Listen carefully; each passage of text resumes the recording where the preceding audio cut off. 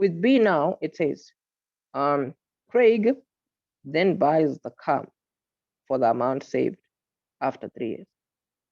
He drives the car for 4 years and then sells the car. Suppose that after 4 years of reducing balance depreciation, you see here they're talking about reducing balance depreciation. Yeah. So automatically we know it's this compound, this interest, this formula. You see, oh, these words are all here. You see, reducing balance, linear or straight. And then here it's, well, this is actually something totally different. Given A and P must be calculated. This is on, as you can see, all that's happened here is P is the subject of the formula, here A is the subject of the formula. But that's not necessary. Just focus on one of them. You'll always be able to make whichever one the subject of the formula. So here, he buys this car with the amount that he saved. And then he says 4 years later, he sells the car. Suppose that after 4 years of reducing, suppose that after 4 years of reducing balance depreciation, the car is worth 1/4 of its original value. Calculate the depreciation interest rate as a percentage. This question is not crazy at all because this question, yeah. So do you do the same thing but with the minus? Yes, more or less. We do the same thing with them. So we use the same. We use the reducing balance formula. So this formula, all it says is, something is going to be a certain value in the beginning, and then the value drops. It's now this value. So we know that our initial value is this amount, right?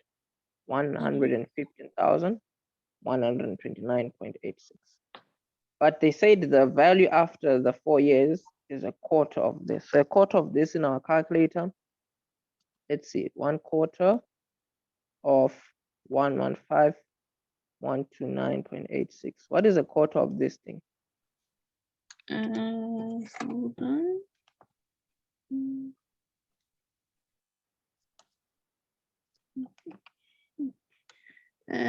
287. 287,000. 82. 82. Decimal. 465. 465. So yeah, we may also not want to round this off. But why do you times it quarterly and not put it by your end value? Oh, no. Remember, this is something specific to the question. They just said the amount after is 1/4 of the original one. So this is just the same as dividing the value by 4, because we just want 1/4 of this. Because remember, if you look at the words in this question, they said the car is worth 1/4 of its original value. Remember, if with the reducing balance, it's a matter of you identifying what should go where. So you want to find out, okay, what is the A value? What is the P value? What is the interest? What is the N?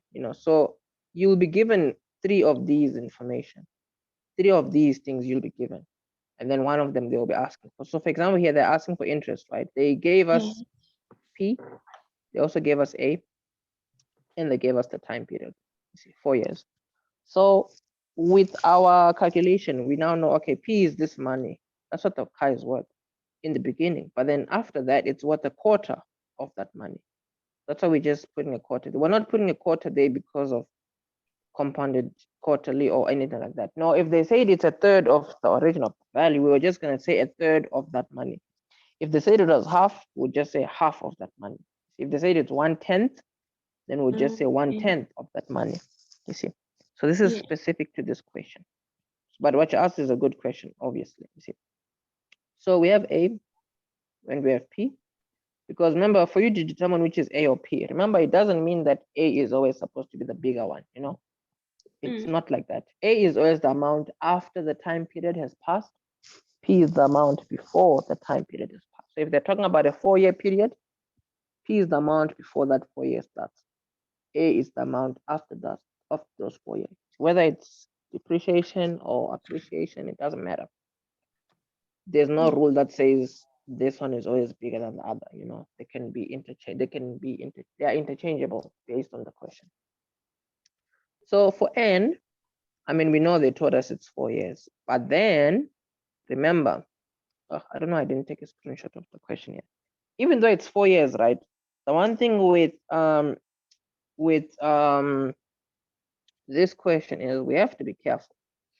We have to be super, super careful with this kind of a question, because in a situation where they're asking us for the interest rate, we need to be careful of what we make our n value, and we need to be careful of what we make our I values. So let me actually remove this for now so that it doesn't stand out for too long as something that we have written.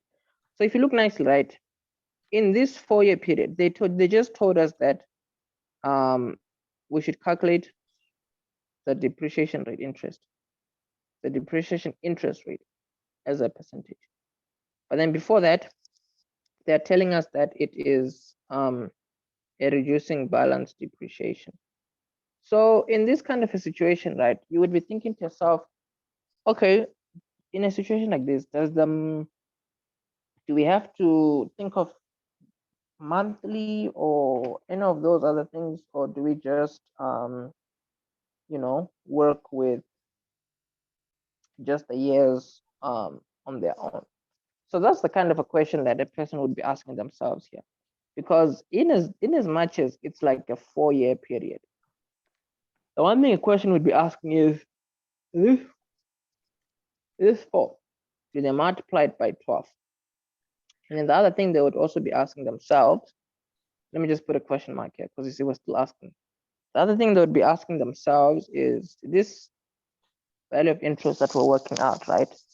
Obviously, the interest value in our calculation, are we going to divide it by 12 and then solve for I? Those are the questions that a person would be asking. See? So one way to normally be able to make a proper assumption in terms of whether you're going to what you may call, whether you're going to divide by 12 or multiply it by 12, it's all going to be based on the question. You see. So here they didn't necessarily say anything about let me see, Craig buys a car for the amount saved after 3 years.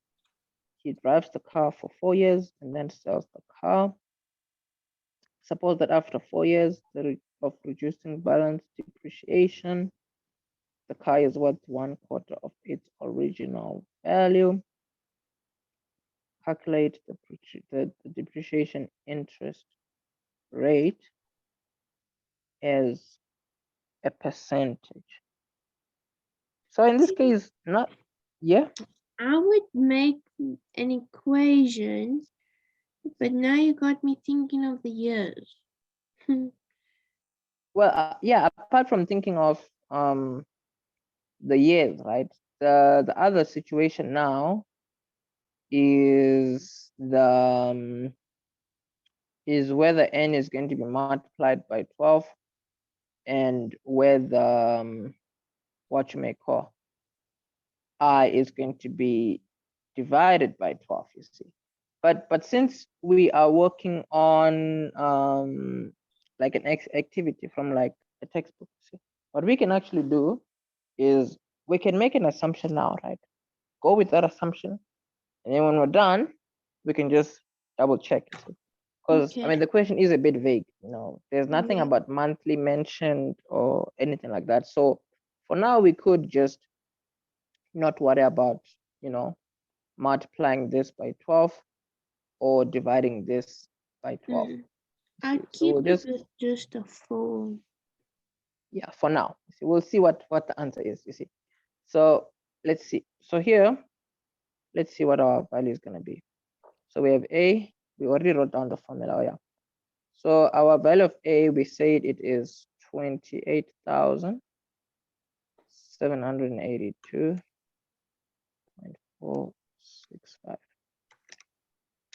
And then it's like 1 minus the interest. So we just have to put I here, the whole thing to the power 4. Whoa. Snap, made a mistake. There's supposed to be an equal to sign here. And then the p-value, because this is A, right? It is equal to the p-value 129.86. Oh, and then 1 plus the interest. I think I was zoomed in too much. So now I wrote out of the screen. Excuse me. Let me just redo that nicely. So our A value is 28,782.465. Our P value is this much, 115,129.86. And then we have 1 minus the interest to the power 4. So let's see here. So if we're going to solve for I, it's not a train smash. We just have to keep track of all our decimals, you see. So we're going to divide both sides by the 115,129.86 first. Let's see here, 115,129.86. There we go. And then, what is this value in our calculator?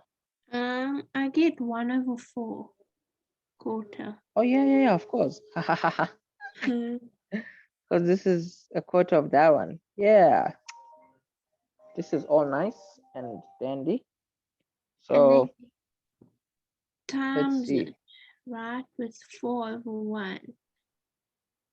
Let's see, 4/1, 4/1. Oh yeah. So remember, since we're working out I, you see this exponent here. You have to be careful about this exponent. Do you have to times it in? Oh no. Remember, if you had x squared equal to 16, how would you solve for x here? Square root it, so you... Yeah, you would square root one side, square root the other side. You'd have plus or minus 4, right? But then in this situation, you have this here with a 4, this here with a 4. No. So now you can just say this cancels this. And then you have 1 minus I. And then this you can just put into your calculator. You see? So this in your calculator, what is it going to give you? It's a long number. 0 decimal. Okay, let me actually write it out, because you see, this is not too uncommon. You see, because remember, working out a value for interest, so you're going to get a very small number, because eventually we're going to multiply it by 100 to get a percentage. So you're saying 0? Decimal. 707. 707. 106. 106. 7812. 7812. Yes. Okay. So now if you see, I is a negative, so you're going to take it over, it becomes a plus. This number, you take it to the right hand side, you minus from the 1. 7812. So the interest here, what is 1 minus this long number? Just give me a second.